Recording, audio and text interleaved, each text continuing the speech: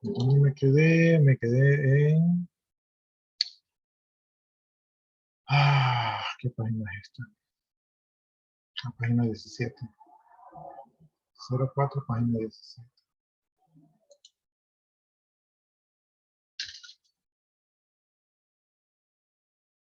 04, página 17. Ahí me quedé.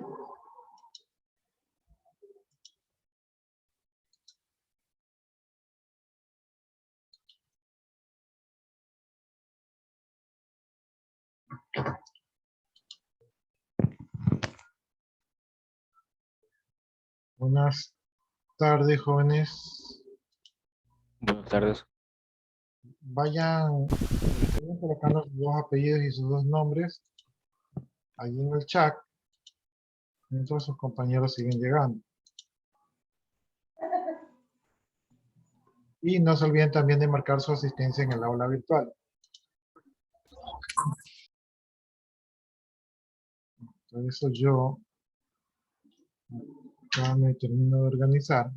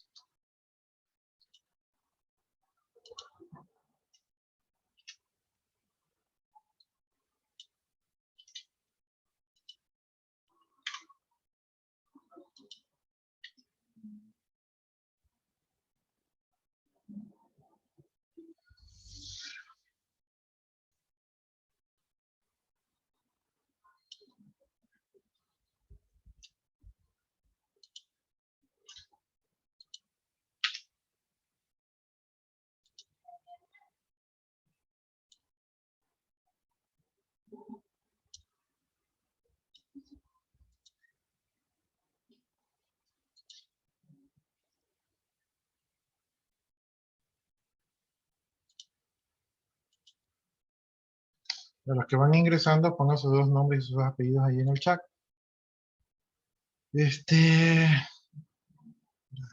Todavía estoy desorganizado por acá. 1, 2, 3, 4, 5, 6, 7, 8, 9,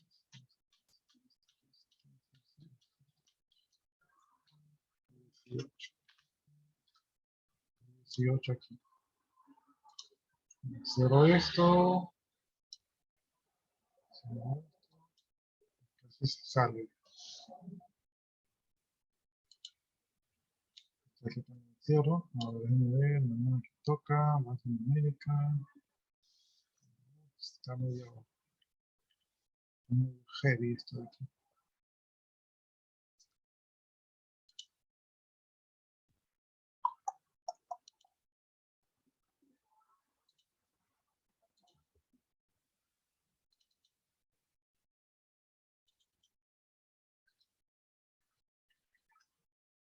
Artículo, ya nos hemos quedado en el artículo 31.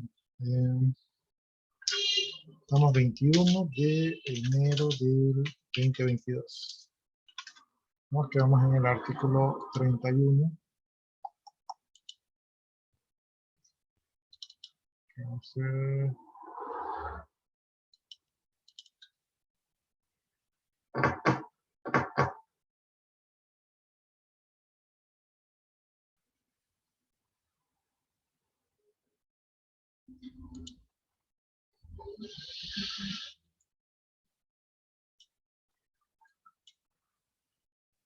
ya, entonces estamos viendo la ley de comercio electrónico, ¿verdad? Y nos habíamos quedado en el artículo 31. Este artículo aquí habla de las responsabilidades de las entidades de certificación de la información acreditada, ¿no? O sea, las empresas que van a garantizar nuestros certificados de información.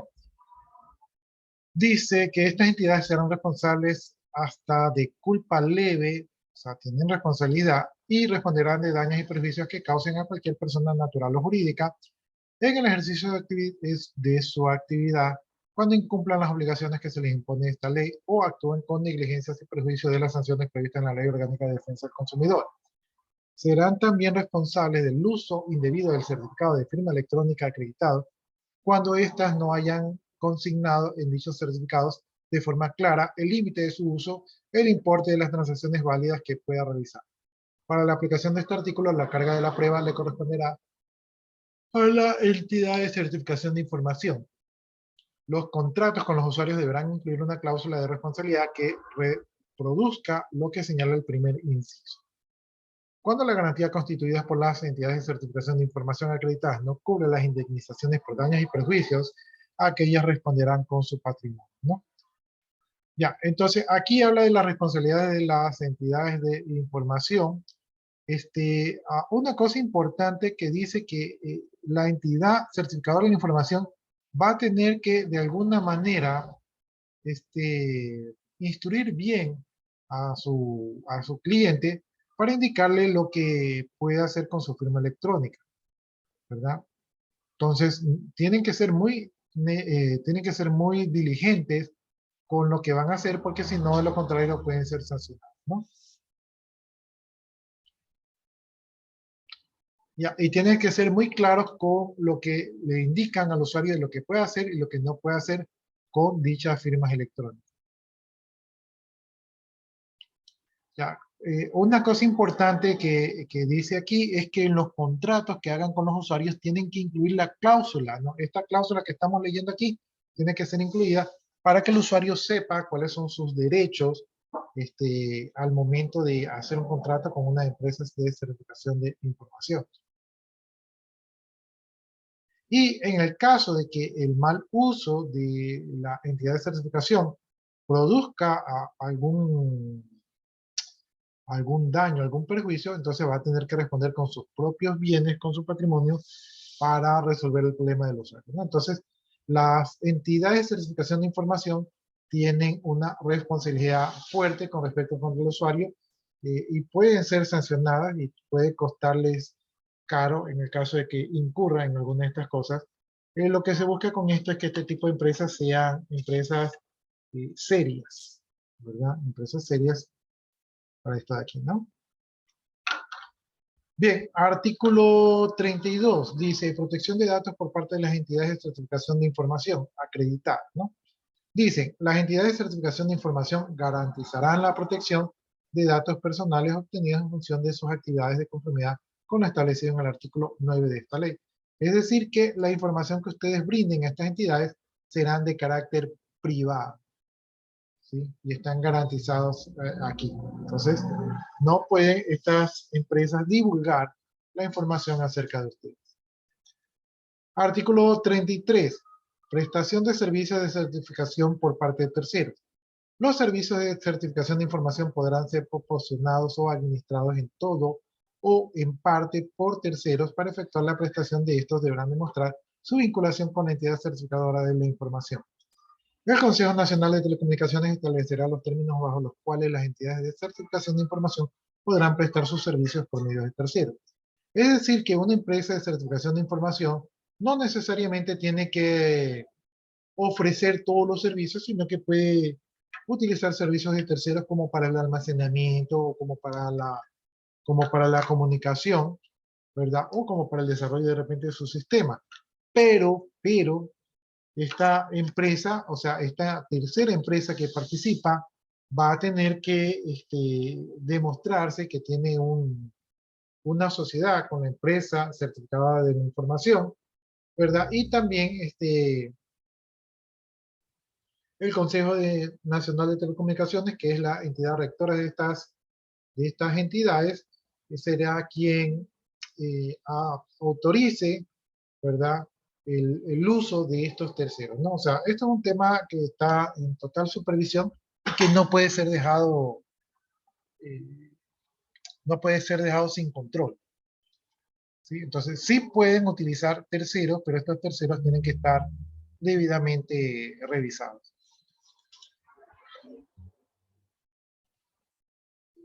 Bien, artículo 34. Terminación contractual. La terminación del contrato entre las entidades de certificación acreditadas y el suscriptor se sujetará a las normas previstas en la Ley Orgánica de Defensa del Consumidor. Entonces, hay una ley de defensa del consumidor en las cuales se puede terminar este contrato. Habría que ir allá y dirigirse allá para consultarlo.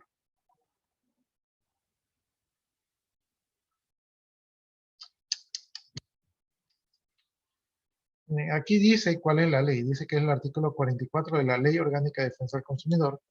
Yo creo que sí tengo aquí la Ley Orgánica de Defensa del Consumidor. Déjenme buscar.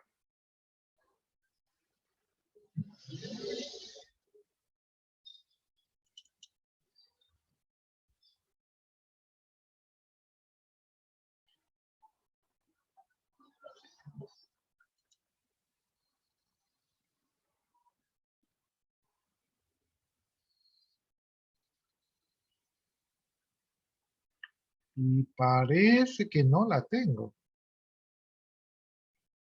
Ah, ya, aquí está. No sé si ahí ustedes pueden ver la Ley Orgánica de Defensa del Consumidor. Me indican si es que pueden. Sí. Ya. Entonces, dice que revisemos el artículo 44. Esto también se tiene que haber actualizado. Espero que no se haya movido el artículo. Artículo 44. Terminación anticipada, dice. En los contratos de adhesión referente a la prestación de servicios tales como telefonía celular, medicina, prepagada, televisión satelital o por cable u otros similares, el consumidor podrá dar por terminado unilateralmente el contrato en cualquier tiempo previa notificación por escrito con al menos 15 días de anticipación a la finalización del periodo en curso. En estos casos, el contrato de adhesión no se podrá incluir las cláusulas ni disposición alguna que impongan al consumidor multas, sanciones o recargos de ninguna naturaleza atribuida a la terminación anticipada del contrato, y de incluirlas no tendrán ningún efecto jurídico.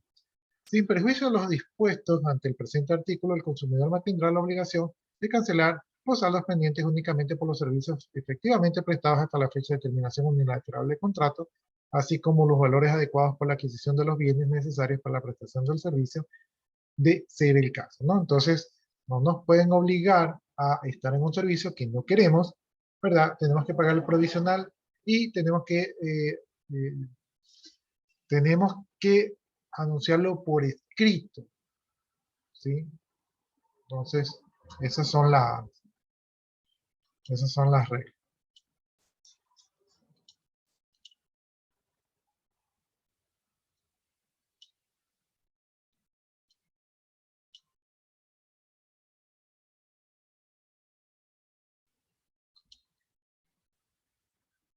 Ya, entonces ya vimos la ley de defensa del consumidor. Vamos a lo que dice el artículo 35, dice, notificación de cesación de actividades. Las actividades de certificación de información acreditadas deberán notificar al organismo de control por lo menos con 90 días de anticipación la cesación de sus actividades y se sujetarán a las normas y procedimientos establecidos en los reglamentos que dicte la ley para el efecto, ¿no? Entonces, las entidades de certificación no pueden así irse nomás como si nada, sino que tienen que informar a su organismo de control. Y tienen que hacerlo con 90 días de anticipación. Eso es como 3 meses antes. Un poco complicado. Capítulo 4 de los organismos de promoción y difusión de los servicios electrónicos y de regulación y control de las entidades de certificación acreditadas. Vamos a ver ahí de qué trata. Organismo de promoción y difusión. Dice, para los efectos de esta ley, el comercio de exteriores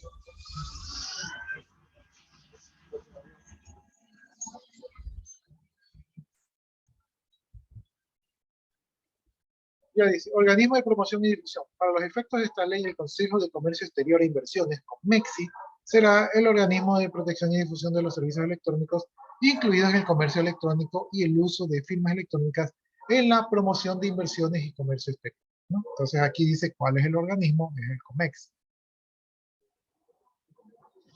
El organismo de regulación, autorización y registro de entidades de certificaciones acreditadas, el Consejo Nacional de Telecomunicaciones, CONATEL, o la entidad que haga a su vez será el organismo de autorización y registro de regulación de entidades de certificación de información acreditadas en su calidad de organismo de autorización. Podrá además, ¿verdad? Entonces aquí están definiendo cuáles son las entidades de control. Cancelar o suspender la autorización a las entidades de certificación acreditadas previo a un informe motivado por la Superintendencia de Telecomunicaciones. O sea, pueden ser suspendidas con un informe de la telecomunicación. Revocar o suspender los certificados de firma electrónica cuando la entidad de certificación acreditada los emita con inobservancia de las formalidades legales, previo informe motivado con la Superintendencia de Telecomunicaciones. O sea, la Superintendencia de Telecomunicaciones es la que va a hacer la función de supervisor, además de las atribuidas en la ley y los reglamentos, ¿no? Entonces, estas son las acciones por las cuales pueden actuar.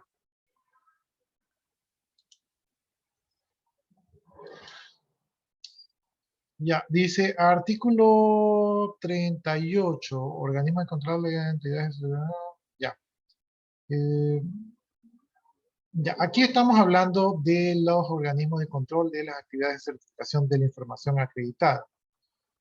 Dice, para efectos de esta ley, la Superintendencia de Telecomunicaciones será el organismo encargado del control de las entidades de certificación de información acreditada. Eso ya lo deducimos anteriormente. Ya, aquí no estoy muy seguro si de seguir desarrollando estas aquí, porque estas leyes son de las organizaciones de control. Infracciones administrativas, sanciones, medidas cautelares, procedimientos.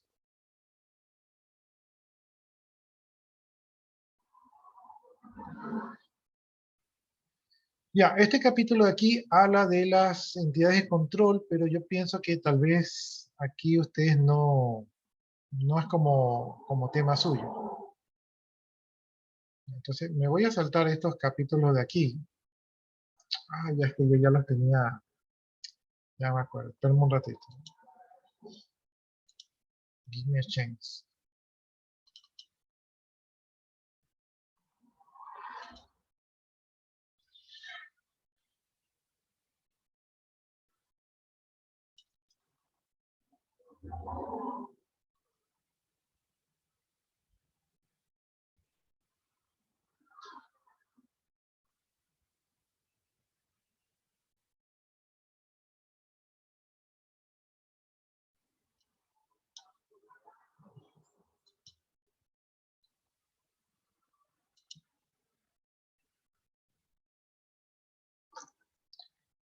Ya, voy a pasar esto de manera general. Lo que me llame la atención se los voy a ir diciendo, ¿ya? Dice, funciones de los organismos de control, ejercer el control, se supone. Realizar auditorías técnicas en las entidades de certificación de información. Esto es ver que realmente el sistema funcione y funcione de manera segura. Requerir informes a las entidades de certificación, se sobreentiende también. Imponer sanciones también, tiene que imponer sanciones en el caso de que no se estén cumpliendo. Emitir informes, estos serían los informes para los organismos de control. Ya, entonces, esto básicamente como que no, infracciones administrativas como que no, sanciones, medidas cautelares no. Ya, veamos aquí, dice, de los servicios electrónicos, la contratación electrónica telemática, los derechos de usuarios e instrumentos públicos, esto yo creo que sí es un poco más de su interés. Cumplimiento de formalidades, dice, cualquier actividad, transacción mercantil, financiera o de servicios que se realice con mensaje de datos a través de redes electrónicas se someterá a los requisitos y solemnidades establecidos en la ley que rija en todo lo que fuese aplicable y tendrá el mismo valor y los mismos efectos jurídicos señalados en la ley, ¿no? Entonces aquí se ratifica que todo lo electrónico tiene validez legal. Contratación electrónica y telemática. Dice, la validez de los contratos electrónicos.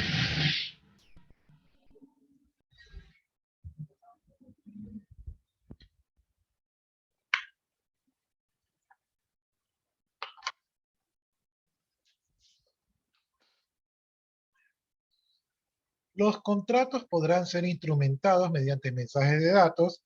No se negará validez o fuerza obligatoria a un contrato por la sola razón de haberse utilizado su formación uno o más mensajes de datos, ¿no? Entonces, aquí, si ustedes envían mensajes de datos y los envían incluso partidos, o sea, un correo, luego otro correo, Aquí ustedes están viendo que esto es legal, ¿verdad? Y pueden utilizarse como un contrato. Entonces, se obligan como un contrato aquí, ¿no? Nuevamente ratificamos ese hecho. Perfeccionamiento y aceptación de los contratos electrónicos. El perfeccionamiento de los contratos electrónicos se someterá a los requisitos y solemnidades previstas en la ley y tendrá como lugar el perfeccionamiento el que acordarse en las partes, o sea que las partes pueden mejorar el contrato. La recepción, confirmación de recepción o apertura del mensaje de datos no implica la aceptación del contrato electrónico salvo acuerdo de partes, ¿no? Entonces, si yo recibo un correo donde me dicen, mira, acepta este contrato, que yo lo abro, que yo lo reciba, no significa que yo he aceptado. Entonces ahí es para las personas sabidas que tratan de que usted abra un mensaje y que usted acepte. Y este truco psicológico les arman las personas, los vendedores por teléfono. Los vendedores por teléfono le tratan de sacar así respuestas de sí, de sí, de sí. Y una vez que ustedes dan el sí, ustedes le dicen, ¿y acepta el producto? Y usted dice sí. Entonces, como lo tienen grabado, lo usan en su contra. O sea, como que usted aceptó. Y no es así. Bien, aquí está el tema importante de la jurisdicción.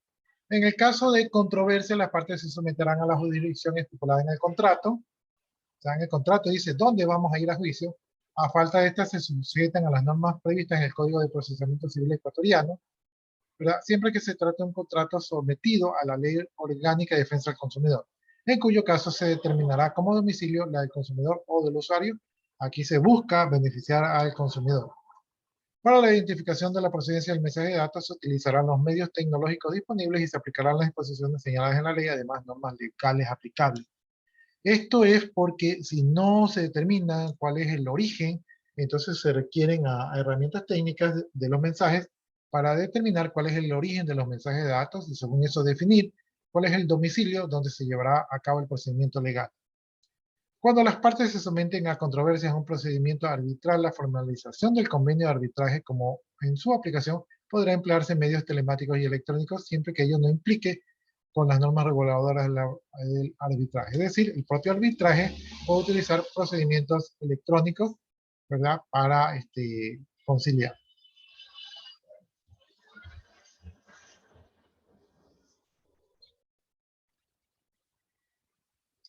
Ya, pasamos a otro capítulo que es el de los derechos de los usuarios consumidores de servicios electrónicos. Voy a chequear aquí una cosita.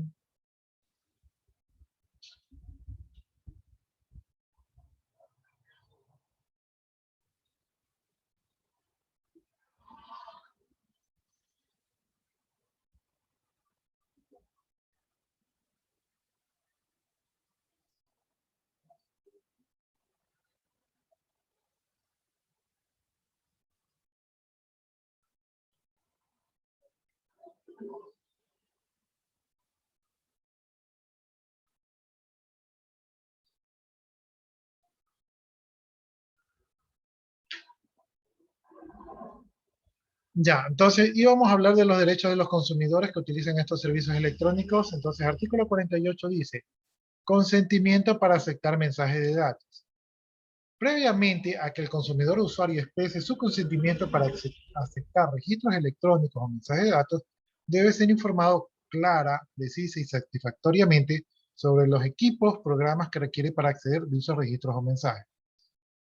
Eh, entonces, lo que dice ahí es que yo, por ejemplo, dicen, ¿sabes qué? Vamos a hacer un negocio con mensajes de datos electrónicos y yo digo, ah, sí, pero yo no solamente debo decir así, sino que tienen que explicarme, mira, esos mensajes los vas a recibir en un correo, ¿verdad? Por ejemplo, el correo de Gmail. Entonces, yo tengo que saber por qué mecanismo voy a recibir el correo, porque si ellos me dicen, ¿sabes qué? Esos mensajes te los vamos a enviar en un correo chino, entonces yo digo, no, pero yo no sé manejar el correo chino. Entonces, no puedo yo sujetarme a una mensajería de datos la cual yo no manejo o no conozco. Entonces, eso es lo que dice la primera parte de ese artículo. El usuario consumidor, al otorgar o confirmar electrónicamente su consentimiento, debe demostrar razonablemente que puede acceder a la información objeto de su conocimiento, ¿no? Entonces, si yo acepto, ¿verdad? Si yo acepto recibir mensajes de datos electrónicos, yo tengo que tener una capacidad de poder acceder a esos mensajes. Porque a lo contrario, me podrían estar dando mensajes, mensajes, mensajes, y yo, al no poder, no tener la habilidad para abrirlos, o no tener la herramienta, o saber manejar la herramienta para abrirlos, entonces yo podría estar perjudicándome a mí, ¿no? Y esta ley lo que busca es que yo no me perjudique, ¿verdad? Por ejemplo, que me diga un mensaje, usted tiene 48 horas para aceptar el mensaje. Si usted no dice nada, asumimos que ha aceptado las condiciones. Entonces, yo puedo perjudicarme si recibo ese tipo de comunicaciones. Por lo tanto, debo de, debo de poder acceder a dicha información.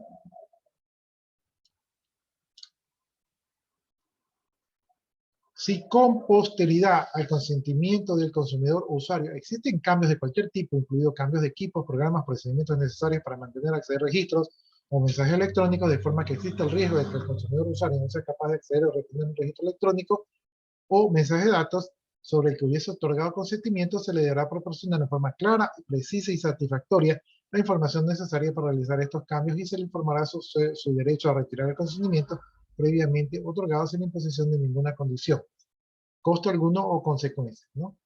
Entonces, aquí lo que dice es que si de repente yo acepto recibir mensajes de datos, digamos que yo recibo un mensaje de datos en Word, y resulta que ahora la otra contraparte está utilizando Word 2022, ¿verdad? Y yo no sé utilizar Word 2022. Y yo no puedo abrir Word 2022 porque no he actualizado mi programa. Entonces, yo puedo retirarme, o sea, es ilegal que la otra parte, que la otra contraparte me pueda presionar por mensaje de datos cuando yo no me he enterado, ¿verdad? De cómo se abren esos nuevos mensajes de datos, o cuál es la herramienta, o no se me ha dicho cómo actualizar la herramienta. Entonces, esto de aquí es también otro derecho que tienen los consumidores, ¿no? Entonces, no me pueden, o sea, me tienen que dar las herramientas y yo tengo que tener el conocimiento de leer los mensajes de datos para poder aplicarlos. En el caso que estas modificaciones afecten los derechos del consumidor o usuario, se le dará proporcionar los medios necesarios para evitarle perjuicios hasta la terminación del contrato o acuerdo que motivó su consentimiento previo, ¿no? Entonces, no me pueden cambiar las reglas del juego si esto me perjudica, sino que se tiene que mantener, ¿verdad? Se tiene que mantener las condiciones del contrato tal como se efectuó desde un inicio, ¿no? Por ejemplo, si yo para acceder a esta maquinaria tengo que hacer una inversión o tengo que utilizar otros medios que yo no quiero, si yo deseo, no lo acepto. Artículo 49. Consentimiento por el uso de medios electrónicos. De requerirse la información relativa a un servicio electrónico incluido en el comercio electrónico, debe constatar por escrito el uso de medios electrónicos para proporcionar o permitir el acceso a esa información. Ah, ya, veamos lo literal. El consumidor ha consentido expresamente tal uso y no ha objetado tal consentimiento. Entonces, esa es la parte donde el consumidor acepta. B. El consumidor en forma previa a su consentimiento ha sido informado a satisfacción de forma clara y precisa sobre. Entonces, el consumidor tiene que previamente ser informado sobre su derecho u opción a recibir la información en papel u otros medios no electrónicos. Entonces, yo no puedo obligarlo a recibir información por medios electrónicos.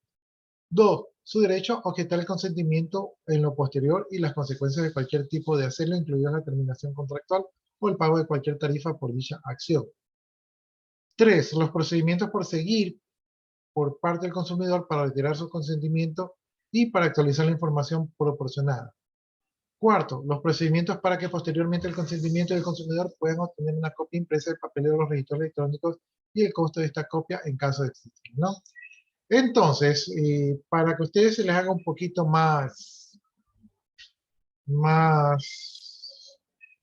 entendible, no sé si ustedes recuerdan hace un tiempo, hace un par de años atrás, por ejemplo, yo recibí unos correos de los bancos donde me decían que si yo deseo recibir mi estado de cuenta por correo.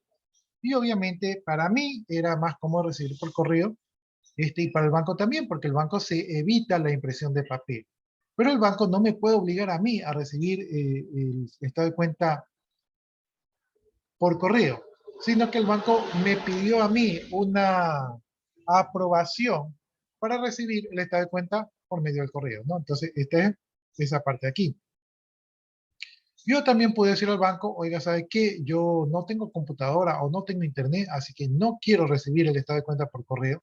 Entonces yo lo puedo objetar, ¿verdad? Por otro lado, si yo acepto y yo después me arrepiento porque de repente ya me quedé sin internet, yo puedo decirle al banco que retiro mi consentimiento para recibir esos estados de cuenta por correo. Entonces, y lo puedo objetar, o sea, puedo retractarme, ¿verdad? Y en el caso que existan procedimientos, ¿verdad? Para que yo, eh,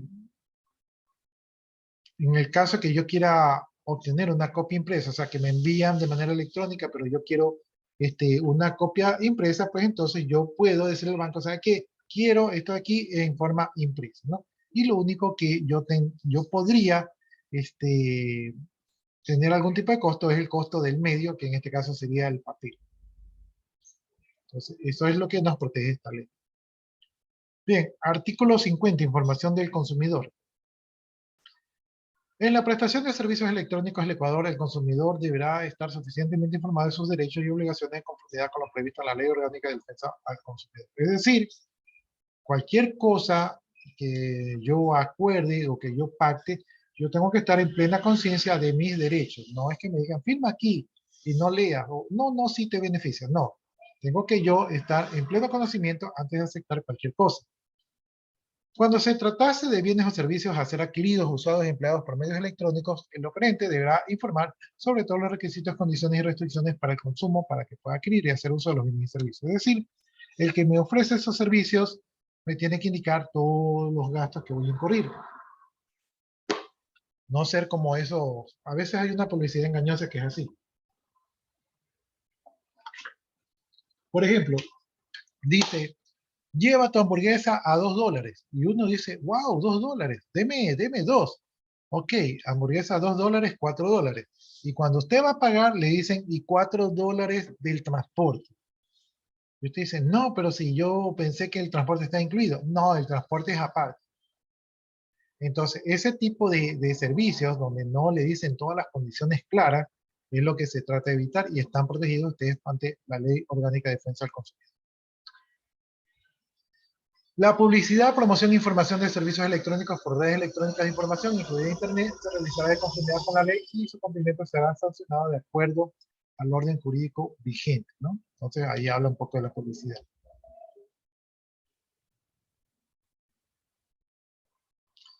Ya, la información que se incluye en Internet debe poder ser asequible de manera disponible y sin restricciones, ¿no?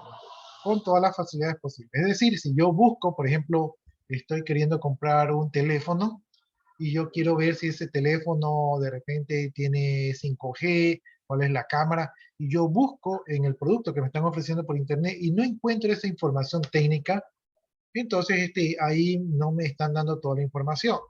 Entonces, si este artículo dice que si uno publica esa información tiene que estar completa, tal y cual como que si yo lo estuviera viendo en vivo y en directo.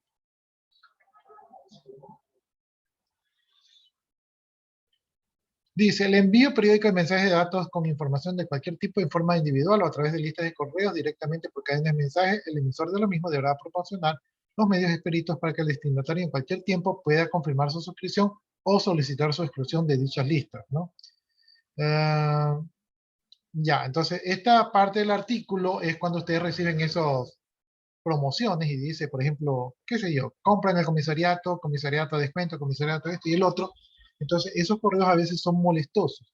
Pero si esos correos que yo recibo tienen un link para darse de baja, es decir, para no recibirlos, entonces esto es legal, ¿no? Ilegal sería una publicidad en la cual yo no me puedo desuscribir. Ahora, muchas de estas publicidades son engañosas y, por ejemplo, usted quiere desuscribirse y dice, para suscribirse da clic aquí. Lo mandan a una página y le ponen publicidad y dicen, da clic acá. Lo mandan a la otra página y después le dice, ¿estás seguro que quieres irte? Entonces usted le pone que sí, le ponen acá, mire, te ofrezco tal cosa y tal cosa, seguro que no podemos retenerte, y lo tienen así como dando unos 10 clics hasta poder desvincularse. Entonces eso no es ilegal, pero tampoco es ético, porque la idea es que usted diga, ya no quiero recibir, y no reciba, y no lo tengan que estar pasando por esa tortura de que lo que buscan realmente es cansarlo psicológicamente para que usted no se desuscriba. Y eso no es ético. Um,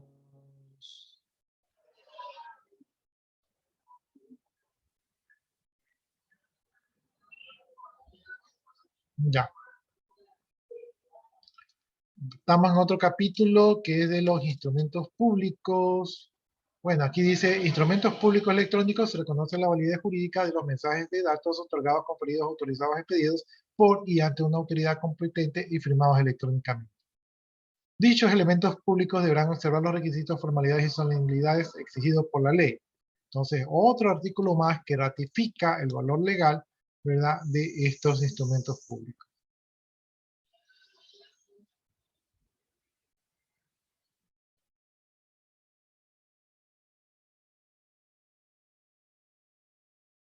Ya, veamos este artículo de presunción, el artículo 53, dice, cuando se presentare como prueba una firma electrónica certificada por una entidad de certificación de información acreditada, se presumirá que éste reúne las condiciones y requisitos determinados por la ley, ¿sí? Por consiguiente, los datos de la firma electrónica no han sido alterados en su emisión y la firma electrónica pertenece al signatario, ¿no? Entonces, lo que está diciendo aquí el artículo 43 es que se va a asumir que la firma electrónica es válida cuando se presente este tipo de información. Y no es que tiene que verificarse, no es que tiene que irse a los técnicos y díganme si es válido, no, se presume válido.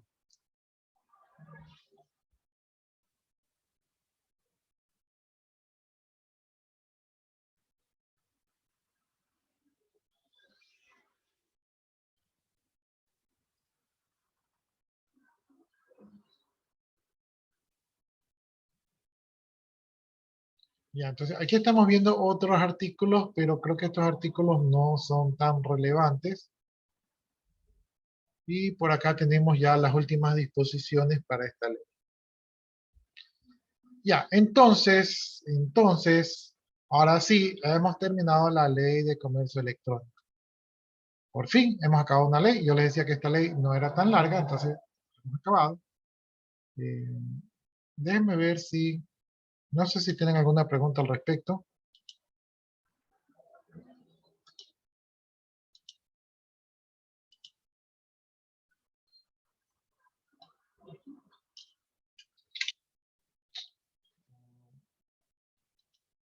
Voy a ponerle aquí el nombre. Estamos 21, 21.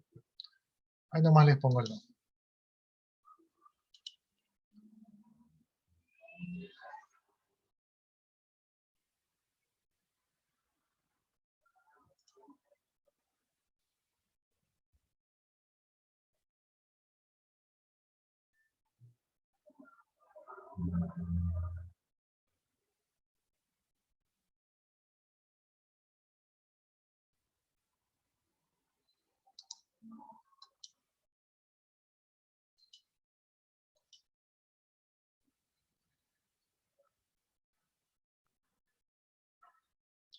Ya, aquí sí les he puesto la actividad de ley de comercio electrónico.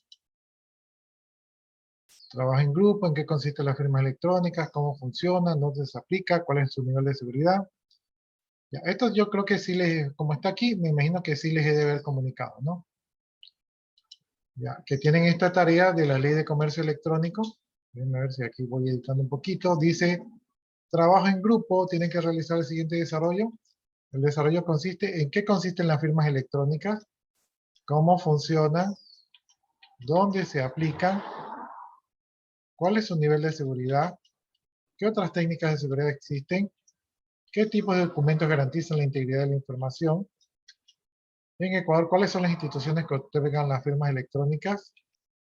En Ecuador, ¿cuáles son los costos y duración de las firmas electrónicas? Entonces, aquí está el trabajo. Este es el trabajo de firmas electrónicas.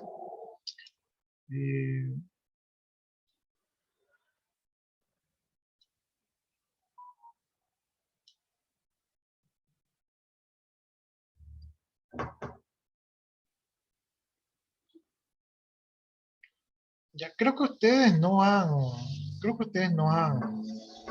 tienen unas exposiciones, me parece. Ajá. Ya, déjenme ver cuándo tenemos oportunidad para esas exposiciones. El martes con ustedes son 2 horas. Ya, el día martes tenemos oportunidad para esas exposiciones. El tiempo está corriendo. Este, no se vayan a quemar, ¿no? Entonces, el día martes hay esa oportunidad. Bueno, como ya terminamos la ley de comercio electrónico, vamos a ver la ley orgánica de transparencia y acceso a la información. A este ritmo creo que vamos a terminar rápido.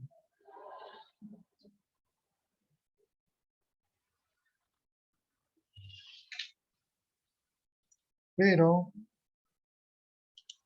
déjenme ver, tengo esa costumbre de ver si es que ha habido alguna actualización.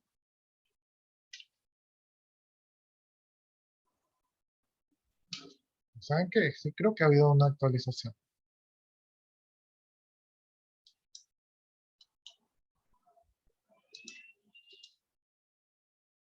Yo voy a poner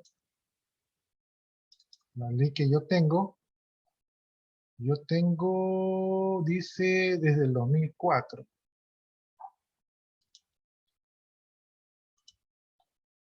Ya, esta del 2004 sí la tengo.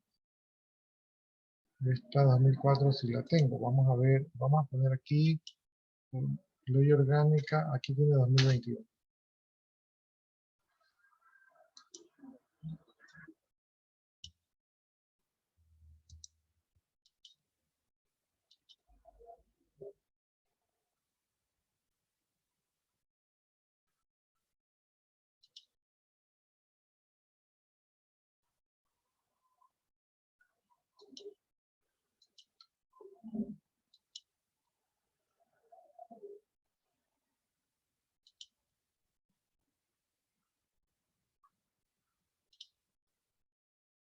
Hasta ahorita las que me han aparecido son las mismas. Vamos a poner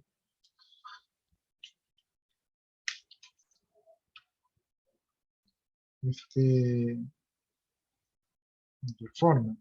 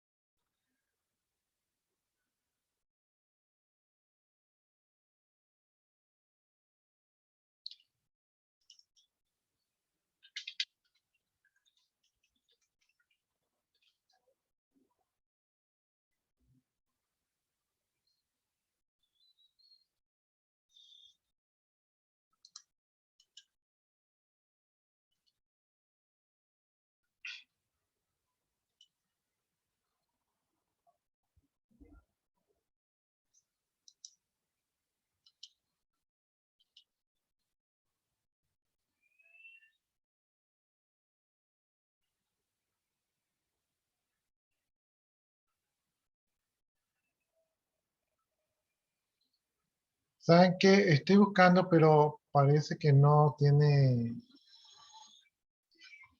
la actualización.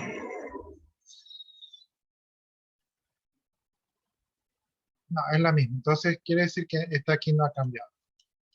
Todos me ofrecen la misma ley.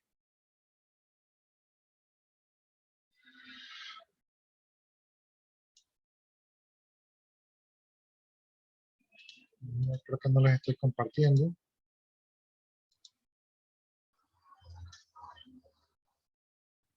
Ya, entonces vamos a ver ahora otra ley que es la Ley Orgánica de Transparencia y Acceso a la Información Pública.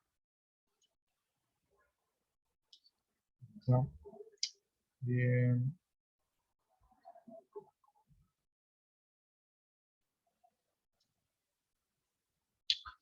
Ya, ¿en qué consiste esta ley? Aquí tenemos los artículos preliminares en los que se basaron esta ley. Y una vez que ya están todos los principios, entonces aparece la Ley Orgánica de Transparencia y Acceso a la Información Pública. La idea es que la información es un derecho universal, ¿verdad? Y como derecho universal, todos tenemos derecho a acceder a ella, ¿no? Y yo justo hablaba con el otro grupo que la información es poder, ¿no? Entonces tenemos el artículo número 1. Artículo número 1. Déjenme ver también cómo están ustedes con su participación en clase. Un chance.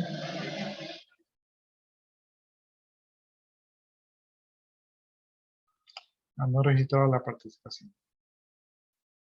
Profesor, se está pasando la hora.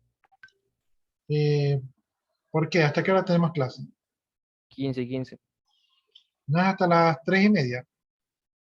No, 3:15. Ah, chanfle. Ya, entonces nos vamos a quedar ahí con esa ley pendiente. La vemos en la próxima clase. Si ya ustedes ya están listos para exponer, también expongan. Recuerden que ahí obtienen puntos de participación en clase. Entonces, háganlo, ¿no? Gracias, jóvenes, por su atención. Yo me quedo copiando las asistencias. Si ustedes gustan, ya pueden desconectarse. Ok. Gracias. Hasta luego, jóvenes. Igualmente.